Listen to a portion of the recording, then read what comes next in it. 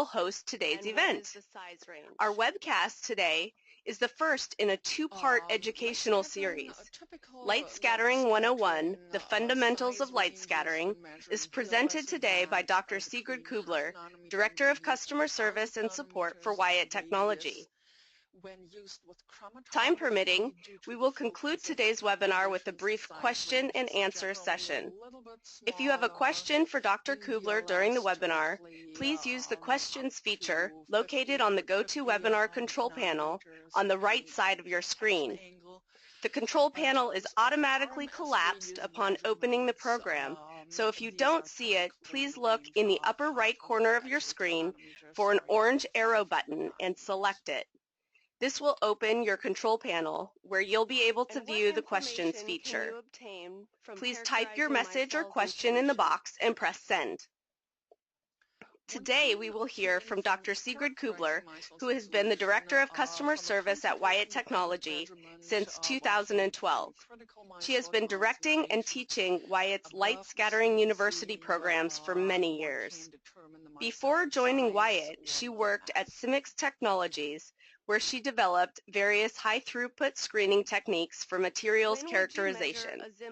She studied chemistry at the University of Mainz and the University of Toronto, with her doctoral work in the area of polymer structure and dynamics conducted at the Max Planck Institute for Polymer Research. So without further ado, please allow me to welcome Dr. Sigrid Kubler. Thank you for the introduction, Lindsay, and welcome everyone to Light Scattering 101, Fundamentals of Light Scattering. As the title implies, this webinar is an introduction to the fascinating topic of light scattering. In today's webinar, we will address basics such as what is light scattering and what are the molecular properties that we can determine by light scattering techniques. We will address how the molecular weight, size or RMS radius, and second virial coefficient are measured by multi-angle light scattering, in short, MALS. Also, we will discuss how the size or hydrodynamic radius is measured by dynamic light scattering. And finally, we will be putting it all together and discuss a size exclusion chromatography experiment coupled to multi-angle light scattering and dynamic light scattering. What can light scattering measure? There are several categories of light scattering techniques. The first one, namely static light scattering, measures the absolute intensity of scattered light, and that is independent of time. This is also often called classical or Rayleigh scattering, and it is a powerful technique, in particular when we measure at multiple angles simultaneously. Fundamental molecular properties such as molar mass, RMS radius, also called radius of gyration, RG, and second virial coefficient, A2, may be determined with Rayleigh scattering. The second technique, dynamic light scattering, DLS, is also sometimes called photon correlation spectroscopy or quasi-elastic light scattering. In dynamic light scattering, we observe the rapid fluctuations of scattered light that originate from Brownian motion of our molecules. Dynamic light scattering determines the translational diffusion coefficient of the molecules of interest, and from our translational diffusion coefficient, we can determine a hydrodynamic radius. The third technique, phase analysis light scattering, in short PULSE, measures the electrophoretic mobility, that is the velocity of a charged particle in an electrical field. Important parameters such as zeta potential, molecular charge, and isoelectric point may be determined. We will not discuss PULSE in this webinar. Instead, you may want to listen in to some of our other webinars on this topic. One more question. Would it be sufficient to Now, measure what is size light by scattering? VLS when using When light SEC? passes through matter, most of the light will actually continue unscattered in its original direction. However, a small fraction of light will get scattered in all different directions. Light scattering is actually a weak phenomenon. And light scattering is all around us in our everyday world, be it the blue sky or red sunsets. We can only see light rays passing through space if there are scatterers being present, as illustrated in this example, where we see automobile headlights through fog or rain, or if we have light or a laser show in a smoke-filled room. The fact that we can read an illuminated page in a book is also a phenomenon of light scattering. So let's revisit some fundamental properties of light. Light is an oscillating wave of electric and magnetic fields. And the electrical field as shown here and the magnetic field are orthogonal to each other. The waves move together at the speed of light, and they propagate together in the same direction. Since the electric field interacts more strongly with matter than the magnetic field, we will neglect the magnetic field from here on. Also, the peak-to-peak or valley-to-valley distance of the electric field is called the wavelength lambda. Most of the light scattering instruments operate in the visible wavelength range, mostly in the red color range. Polarization of the electrical field, that is the direction of the electric field oscillation. And lastly, intensity. Intensity is the observable quantity of the light, that is the power that is transmitted by the light on a given area. The intensity of light is proportional to the electric field amplitude squared.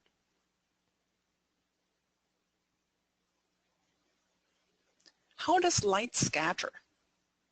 Let's assume we have a particle of a size that is much smaller than the wavelength of light.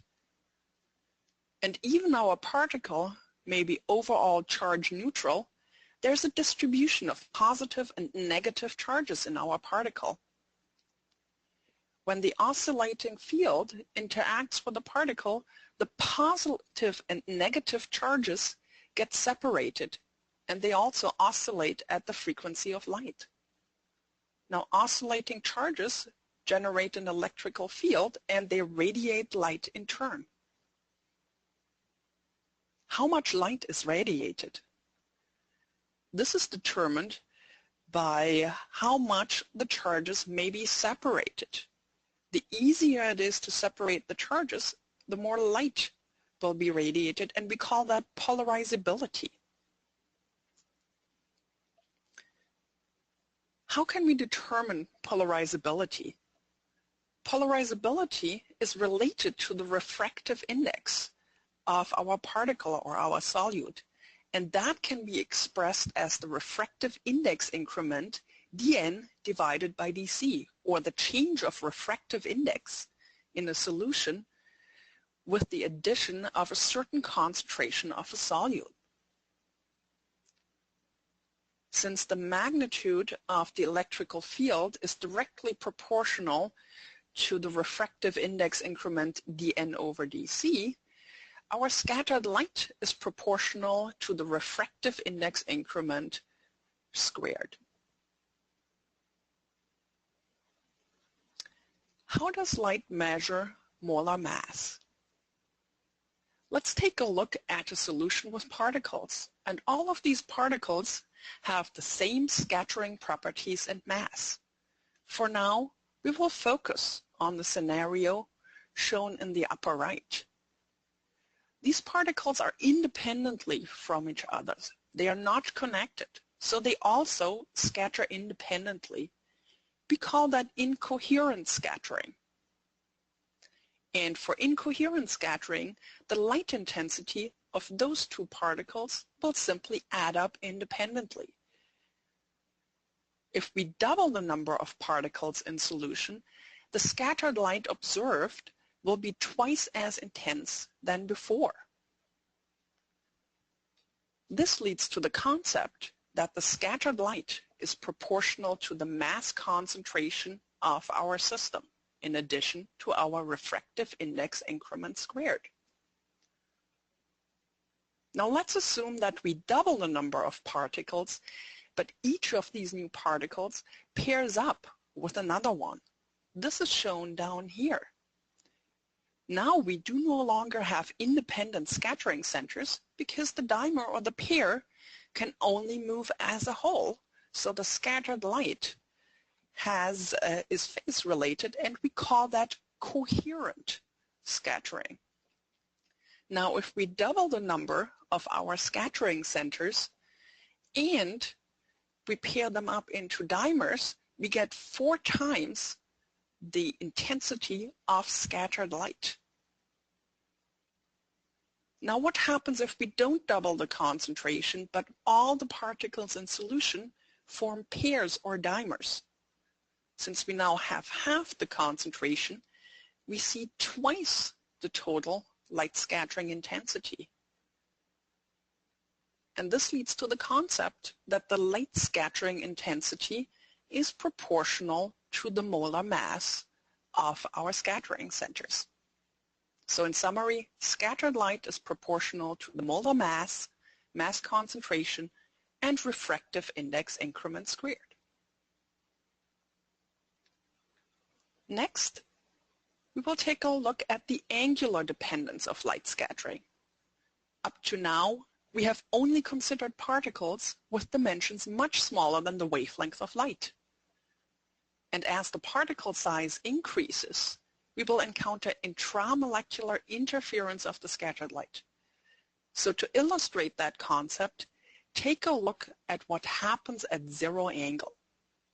In reality, we cannot observe the scattered light due to the much higher intensity of the incident light. But let's take a look at the phase relationship of the electrical field scattered from 2 scattering centers over here. The incident laser light is in phase, and as the scattered laser light, the total distance of the scattered and incident light is the same for those 2 scattering centers. The scattered light is also in phase.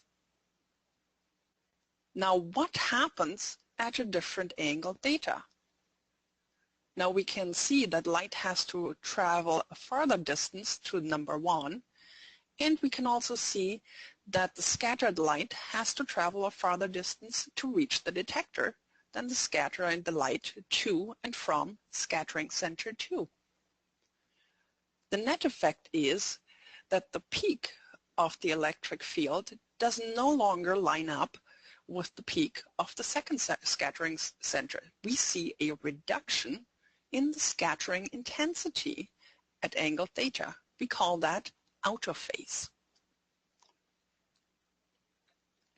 The net effect is a reduction in scattering intensity that increases as the scattering angle increases.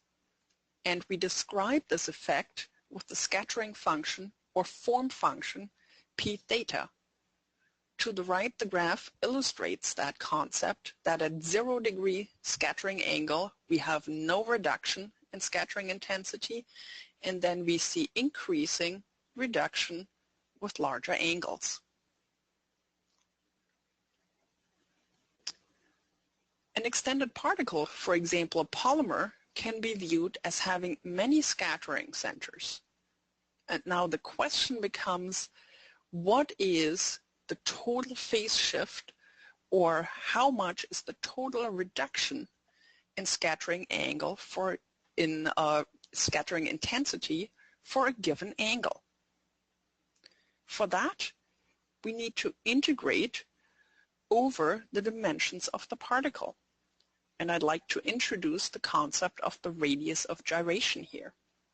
The radius of gyration is defined as the distance squared of each of those mass elements with respect to the center of mass multiplied with the mass of each of the element divided by the total mass of our extended particle. And that radius of gyration can be related to our scattering function or form factor by this equation. And it is important to note that this equation depends on the square of the radius as well as the angle of the scattering.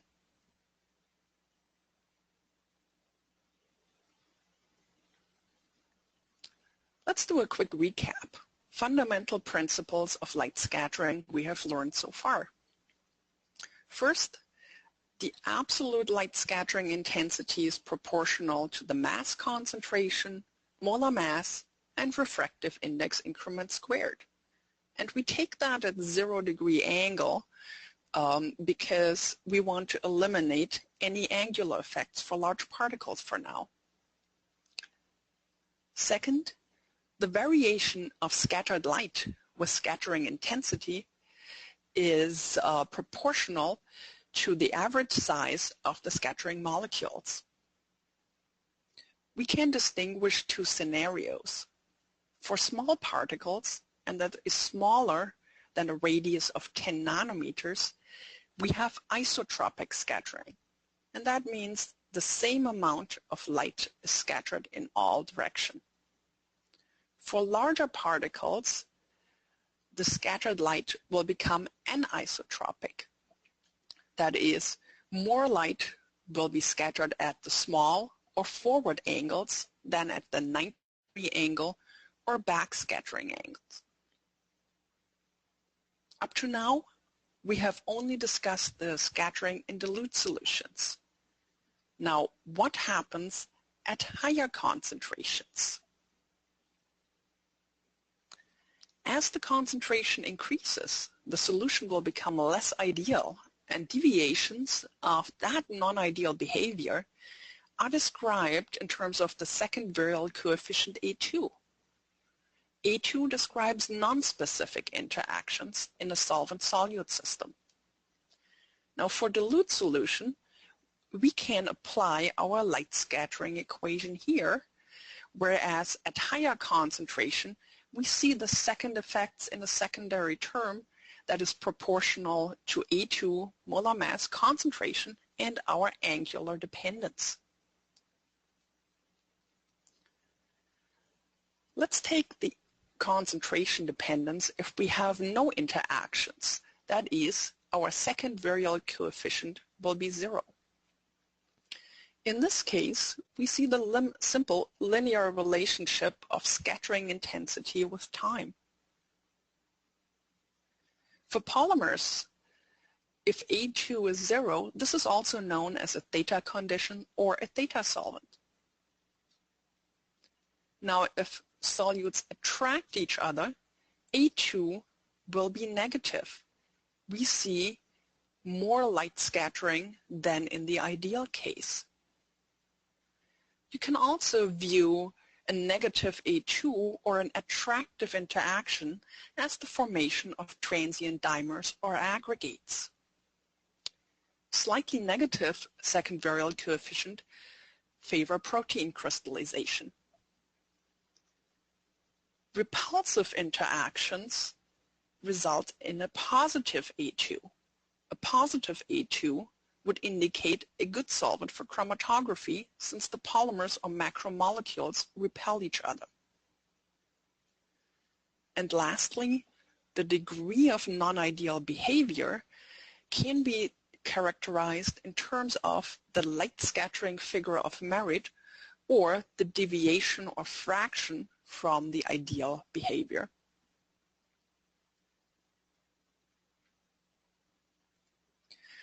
Now that we have discussed the fundamentals on how light scattering works, let's take a look at how to perform a light scattering experiment.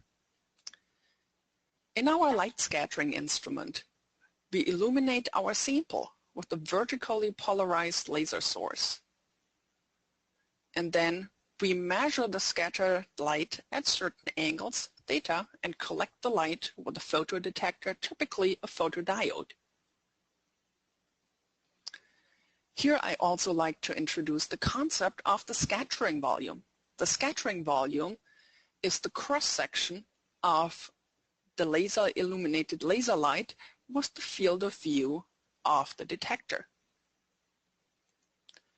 Now, when we take the scattered light divided by the intensity of the incident light, and then we also take into account the scattering volume as well as the distance of the detector from the scattering volume, we arrive at what we call the Rayleigh ratio. And this is what we actually measure. When we employ multi-angle light scattering, we detect the scattered light simultaneously at many angles.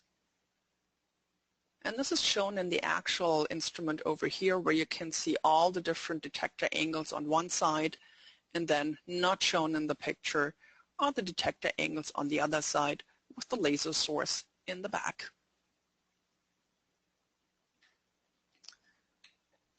What else do we need to do before we can actually measure molar mass, radius, and A2 of our sample? The light scattering detector requires one fundamental calibration step. So let's take a look. Let's say we measure at 90 degrees. And our photodiodes measure voltages. So we need to convert that voltage that the 90-degree detector or the photodiode measures into suitable light scattering units or light scattering intensities. Now, how do we perform calibration? We need a suitable sample for this, and we need a well-characterized sample. We use toluene, since the Rayleigh ratio of toluene is very well known, and it is a sample that can be obtained in high purity. We only calibrate the 90-degree detector because there's also no refraction effects between the glass and the solvent interface for the 90-degree detector. Also note, the calibration constant is independent from the nature of the sample or solvent used for the actual measurement. The light scattering calibration constant is a fundamental instrument calibration constant.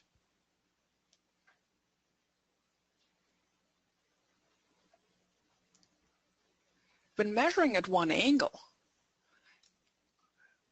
we are actually almost ready to take our measurements, but if we are measuring then more at one angle, normalization is an additional step that must be performed. Take the example of placing the detector at an angle of 45 degrees.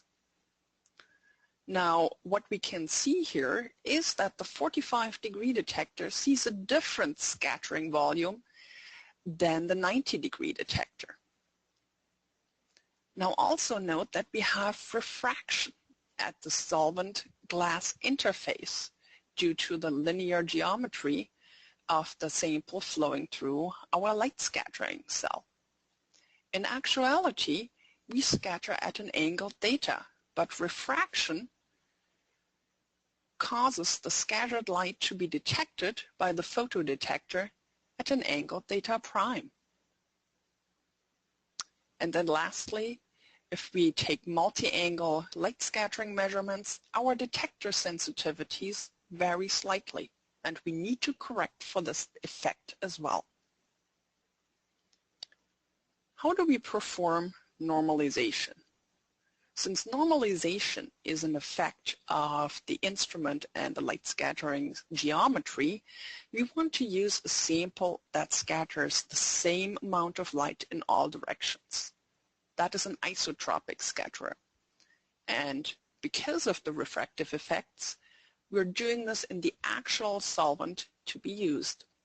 So we measure the voltages for each of our photodetectors placed around the light scattering cell.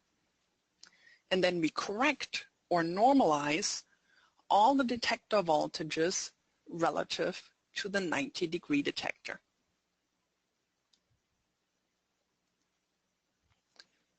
We are still not quite ready to measure our sample because we still need to measure the scattering of the pure solvent, that is the solvent offset, since our solvents also scatter light.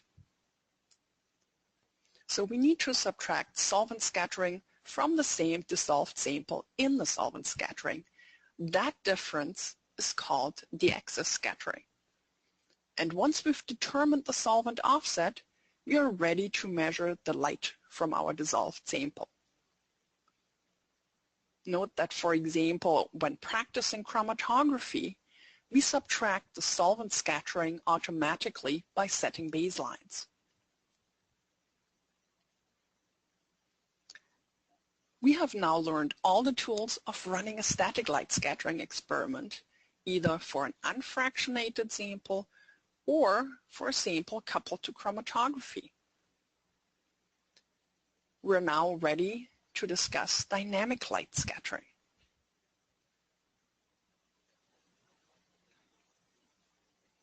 First, since static light scattering and dynamic light scattering both measure a type of radius, we need to revisit how these radii are actually defined. First, in static light scattering, the RMS radius is the mass average distance of each point, each scattering center, with respect to the molecule's center of mass. A hydrodynamic radius is defined as a radius of a hypothetical sphere that has the same diffusion coefficient as our measured sample.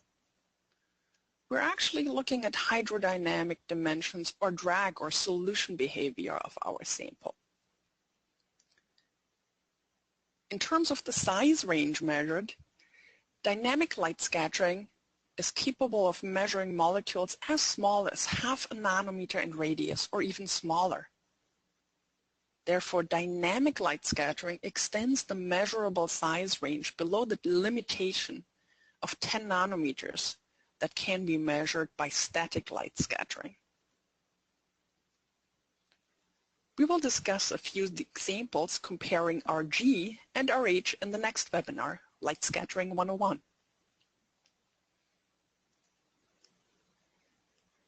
Let's take a detailed look at how dynamic light scattering works. Particles in solution undergo Brownian motion, and that is the random, independent motion of particles when they undergo collisions with their surrounding molecules. And as we have discussed previously, this is incoherent scattering because all these scattering centers can move independently from each other.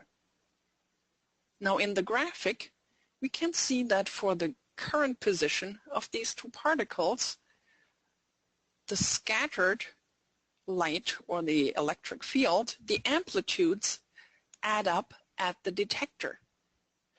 We actually see light at the detector, and we call this constructive interference. Now, as the particles diffuse in solution, they change their relative positions. And now let's take a look at the scattered electrical field, and we can see that a minimum here lines up with a maximum over here, and the amplitudes cancel out. We call that destructive interference, and we see no light in the detector. Now, as we observe Brownian motion over time, we can record rapid light intensity fluctuations on the nanosecond to millisecond timescale. Now, how can we quantify that? We certainly know that the faster those particles change their position relative to each other, the faster those fluctuations will occur. In order to quantify that, we perform an autocorrelation analysis.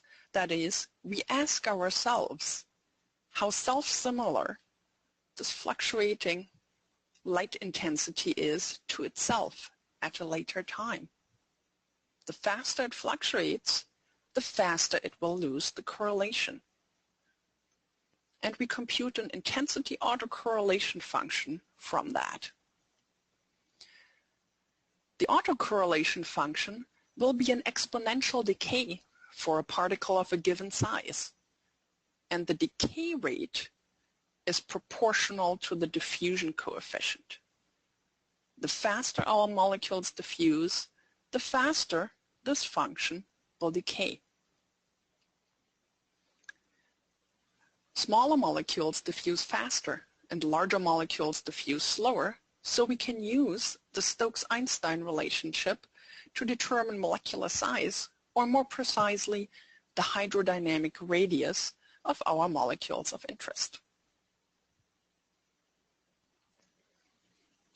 What affects translational diffusion? Fundamentally, smaller particles diffuse faster, and this is the effect we want to measure. Additionally, we also need to take into account that particles come in different shapes. We might have asphericity, that causes friction. Also, often, if we measure, in particular when we measure charged molecules in aqueous media, we have attached solvent or a hydration layer. Sometimes we also have interparticle interactions, for example, electrostatic interactions. And all of these influence our diffusion behavior. This is also why we call the hydrodynamic radius a spherical equivalent radius. And all these factors are intrinsic for our system. Additionally, we have viscosity to consider, since we're talking about a hydrodynamic behavior. Higher viscosity reduces the diffusion.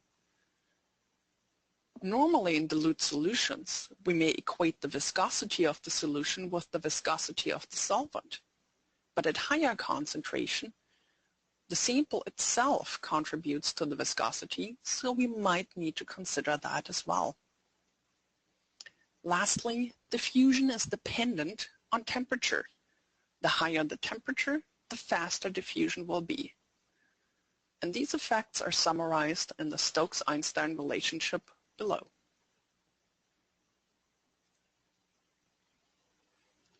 The experimental setup for a DLS experiment is very similar to that for a static light scattering experiment. In fact, both signals can be recorded simultaneously in the same instrument. For dynamic light scattering, a polarized laser source illuminates our sample, and the scattered light is collected through a lens and an optical fiber connected to the detector, which is an avalanche photodiode. Avalanche photodiodes are fast and highly sensitive detectors that are capable of counting single photons on a nanosecond timescale, so we can observe the fast fluctuations. Then those fast fluctuations are analyzed by a correlator board that is typically situated in the instrument or may also be situated in the computer, and we record the correlation function in the software. The correlation function will be our primary signal in the software that we observe. This particular setup measures at a 90-degree scattering angle, which is often used when using cuvettes in instruments. Other DLS geometries include a backscattering angle, as shown to the right here. This is a particular advantage if we like to measure directly in microval plates and automate dynamic light scattering measurements. In this case, we illuminate our sample through a transparent bottom in the microval plate and also collect the scattered light through the bottom. And since we have a detector angle larger than 90 degrees, we call that a backscattering angle.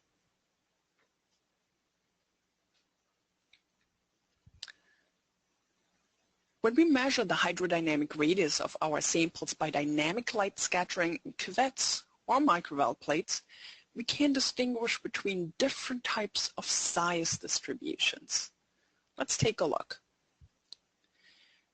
We may have a very well-defined size with a narrow size distribution, as illustrated in this picture. This is the size distribution of BLGA milk protein, beta-lactoglobulin A, at room temperature. And we can see that this is a very, very well-defined size distribution.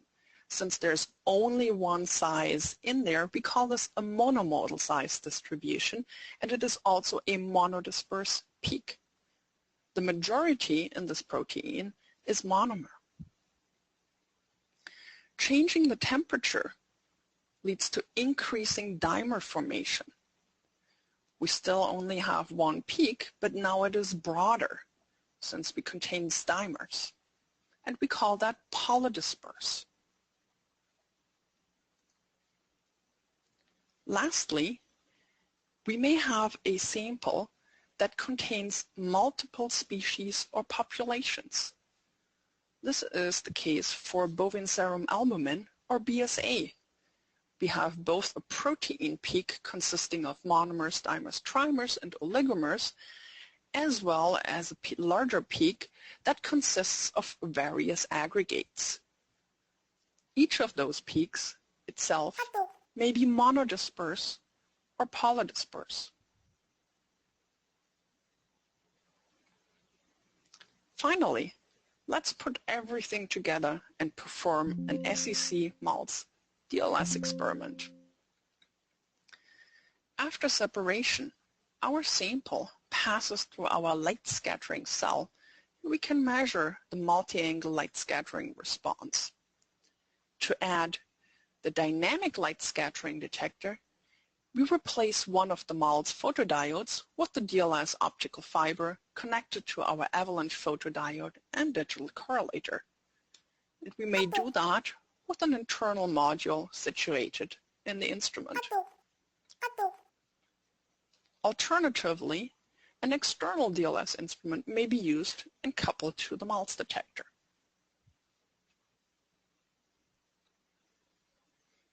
As our sample elutes, we observe a peak in the chromatogram as shown to the left. Recall that we need both a light scattering and a concentration detector to determine molar mass and concentration. And molar mass and light scattering and concentration are measured at each slice of the chromatogram. And each of those slices correspond to a multi-angle light scattering experiment. Often, we display the inverse of the light scattering intensity, or the Rayleigh ratio here. Molar mass can be derived from the intercept, where our form factor or angular dependence is 1, so we directly get to 1 over the molecular weight. And the size or radius of gyration can be derived from the angular dependence. Now the above also nicely illustrates why we need a multi-angle light scattering instrument, because only simultaneous measurements enable the integration with chromatography. Also, for larger macromolecules, measurements at multiple angles are essential for accurate molar mass results. And even if we had smaller macromolecules, measurements at multiple angles increase the precision and the reliability of our results. This slide shows a chromatogram showing an overlay of the molar mass and the chromatogram itself of bovine serum albumin. You can see 3 different peaks for the monomer, dimer, and trimer, and we can also see what the molar masses measured for the different fractions are. Whether the shape of the molar mass distribution is flat or slanted also indicates whether our peaks are monodisperse or polydisperse.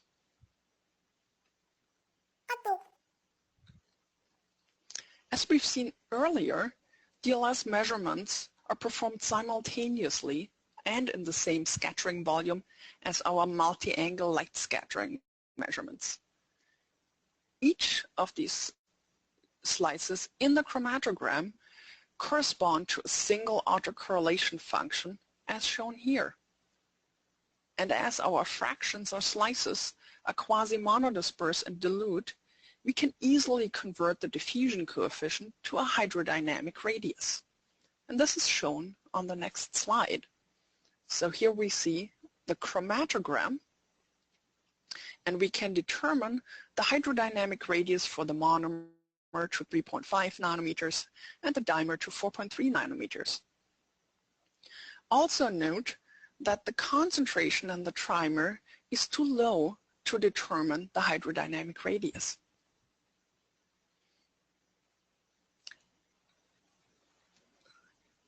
And as we have a concentration detector at our disposal, we can also determine the mass fraction for each of those separate peaks. In contrast, a batch DLS experiment or an unfractionated DLS experiment would not be able to resolve the monomer and dimer into two separate peaks, since these are far too close in hydrodynamic radius. And we'll talk more about that in the next webinar of the series. At this point, I like to conclude with a brief summary on the light scattering concepts presented in this webinar.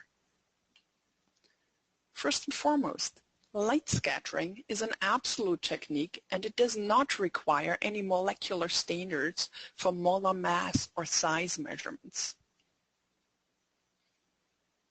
Static light scattering determines molar mass, RMS radius or radius of gyration, as well as the second virial coefficient A2. For molecules with radius larger than 10 nanometers, measurements at multiple angles are essential to accurately determine molar mass.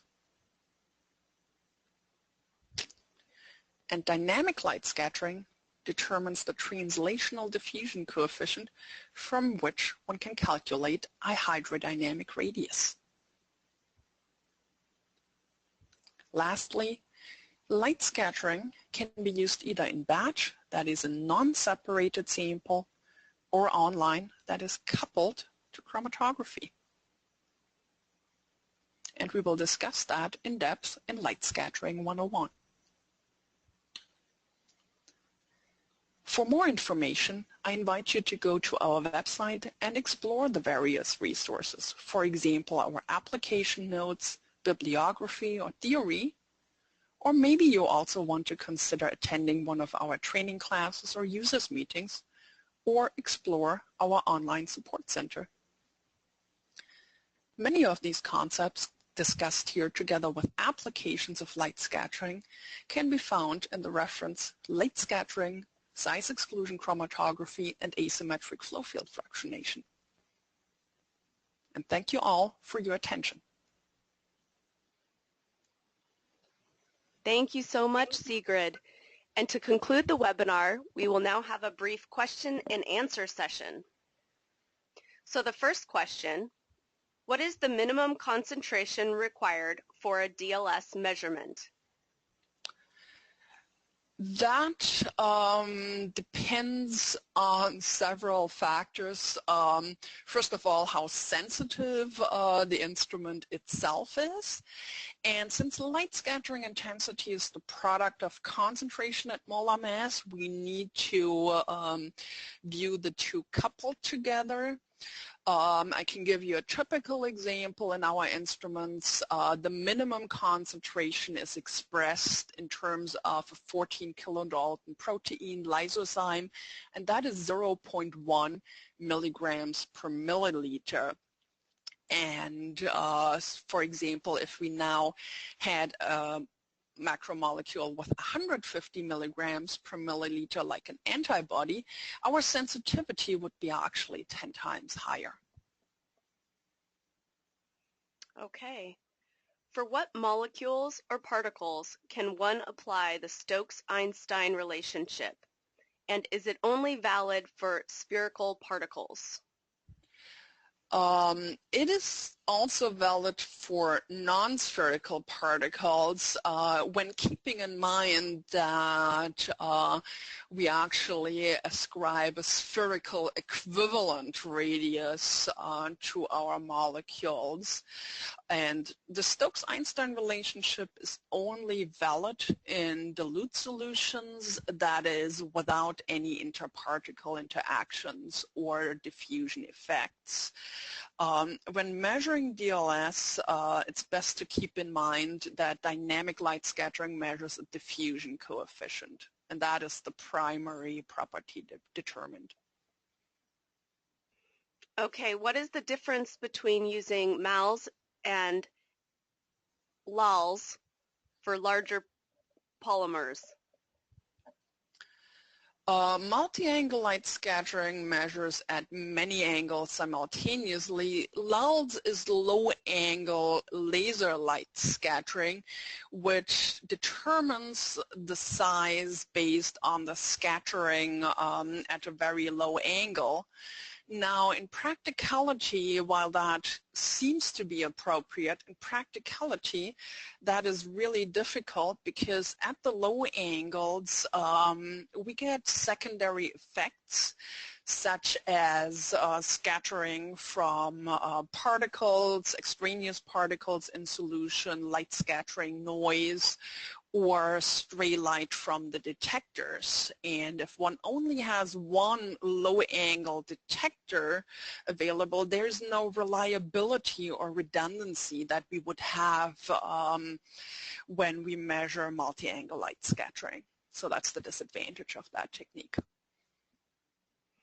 Can you measure the assembly of surfactant molecules into a micelle using DLS? Yes, that is possible. It is a particle or a spherical aggregate or aggregate per se. One will typically see the effect of measuring a hydrodynamic radius at the micellar formation, and then below micelle formation, often there will be actually just a solvent or a baseline signal. Can you compare the merits of light scattering versus mass spectrometry? Light scattering is a solution-based technique, and the advantage of light scattering is that it is a non-perturbing analysis. We don't need to inject or evaporate our sample. And it is readily available and can be added to the chromatography techniques that we already use. Having said that, mass spectrometry in the mass determination is more accurate. And you mentioned A2 is positive in a good solvent. Can you elaborate on that? In a good solvent, A2, positive A2 implies that a polymer will interact more favorably with the solvent than with another polymer molecule, and that also means it's more stable in that solution. It likes to be in the solution. If we had a negative A2, a polymer would have the tendency to absorb or aggregate and also absorb onto a column. What is the lower molecular weight limit for moles? We can measure molar masses as low as 300 Daltons. We use it more typically above 1,000 Daltons or higher, so it's really in the oligomer polymer range. When measuring at low molar masses, one always needs to consider that light scattering intensity is the product of concentration at molar mass. So we need a high concentration at low molar masses for a good signal. And does dynamic light scattering depend on concentration? Dynamic light scattering per se does not depend on knowing the absolute concentration of our sample, since we're only analyzing light scattering intensity fluctuations. Nevertheless, certainly we need a minimum signal intensity to measure the signal at all. And why is toluene recommended for calibration? Toluene is a very well characterized solvent. The Rayleigh ratio of toluene is very well known. It is also a solvent that scatters highly. That is, it's a really suitable sample and also available in very high purities. Okay, I think we have about time for one more. Is it possible to measure the molar mass of a protein complex?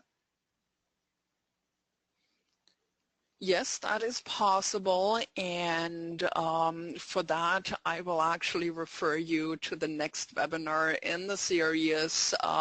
It is the same. Measuring a complex conceptually in light scattering is the same as measuring a dimer or any other aggregate. Okay, well, thank you so much, Sigrid. We really appreciate all your time today.